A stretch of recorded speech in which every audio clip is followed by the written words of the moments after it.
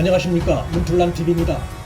지난 1일쯤 서울중앙지검 1, 2, 3, 4 차장 검사 모두 이송윤에게 사실상 사퇴를 권유했고, 특히 김욱준 1차장 검사는 이송윤에게 동반 사퇴를 촉구했다가 이송윤이 거부하자 다음날인 2일 홀로 사퇴하면서 정치 권력이 검찰의 정치적 중립성과 존재 가치를 위협하는 조치를 즉각 중단해 줄 것을 강력 촉구하는 사직의 변을 남겼습니다. 1, 2, 3, 4 차장 검사들은 왜 이송윤에게 용퇴를 권유했고 1차장 검사는 동반 사퇴까지 촉구했는지 그 정확한 배경은 아직은 다 알려져 있지 않습니다. 윤 총장에 대한 장관 추미애의 직무 정지 및 징계의 회부 조치에 중앙지검 검사들 대부분이 강력 반발하고 있는 가운데 11월 30일과 12월 1일에 나온 감찰위 결론과 행정법원 판결이 중앙지검 차장 검사들의 집단 의견 표출에 계기가 된 것은 틀림없어 보입니다. 중앙지검에서도 구체적으로 밝히진 않았지만 그와 비슷한 취지의 대언론 입장을 내놓은 바 있습니다. 하지만 친정권, 친추미애 라인인 그들의 집단적인 의견 표출에 구체적인 배경은 여전히 많은 부분이 미스터리입니다.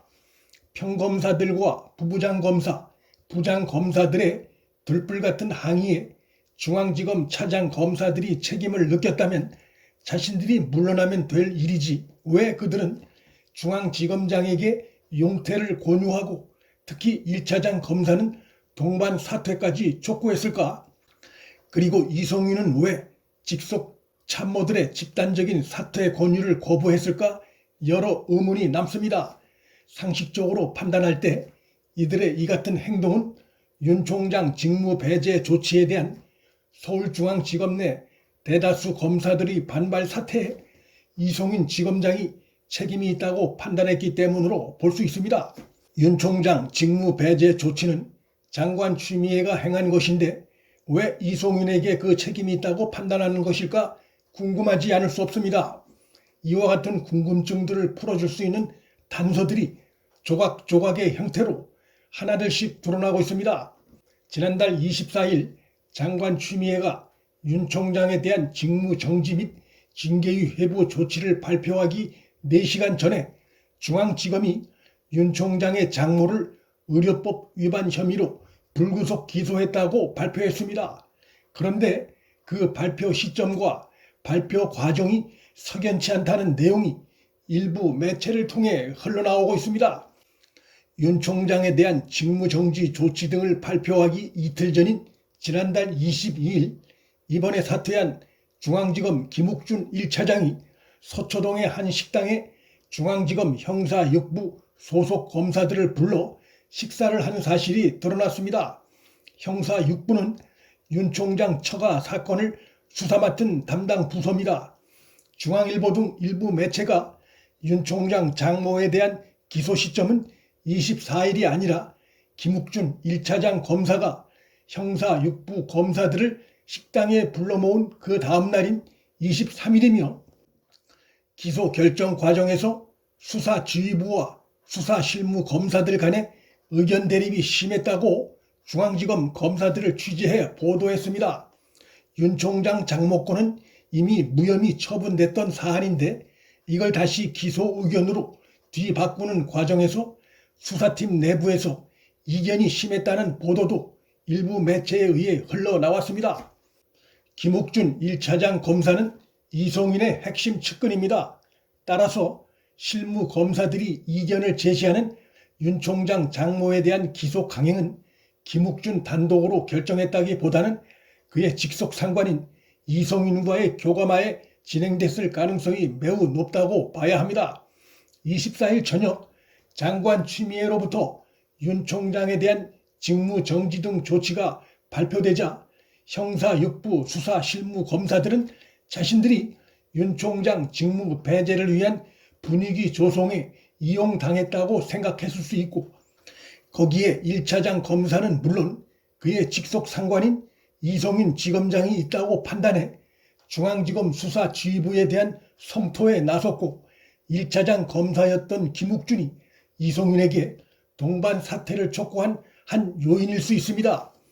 지난달 24일 서울중앙지검 포렌식 팀이 밤늦은 시각까지 퇴근을 못하고 남아있었고 그들은 중앙지검 4차장인 형진위의 지휘를 받고 있었다는 것이 최근 조선일보 단독 보도로 드러났습니다.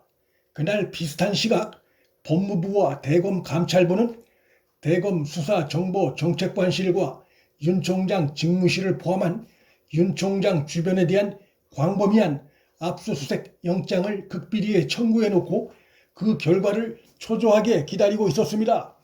그날 밤 8시경에 법원에 압수수색 영장이 발부됐는데 그 대상은 추미애 측의 기대와 달리 대검 수사정보정책관실로 국한된 것이었고 그 이후 중앙지검에 남아 대기하던 포렌식 팀은 일단 귀가했습니다.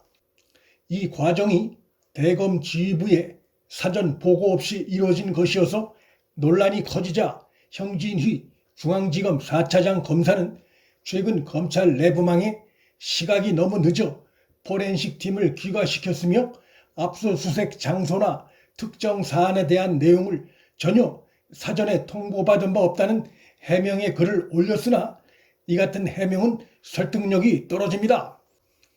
밤늦은 시각이었기 때문에 포렌식 팀을 귀가시켰다며 대검 압수수색에 중앙지검은 마치 관여하지 않은 것처럼 글을 올렸지만 그 다음 날인 25일 중앙지검 포렌식 팀 5명이 오전부터 실시된 대검 압수수색 현장에 투입된 것이 확인됐다고 조선일보가 보도했습니다.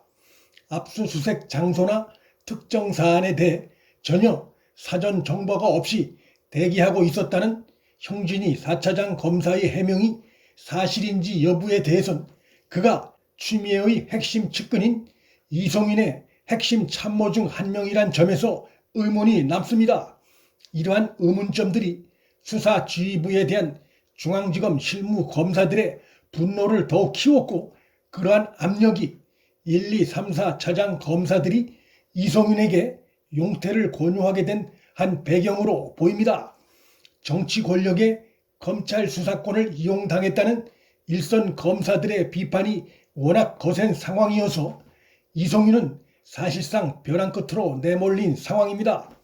현 정권이 윤 총장에 대해 어떤 징계 조치를 내리든 검찰 내부의 이러한 상황은 쉽게 바뀌지 않을 전망입니다.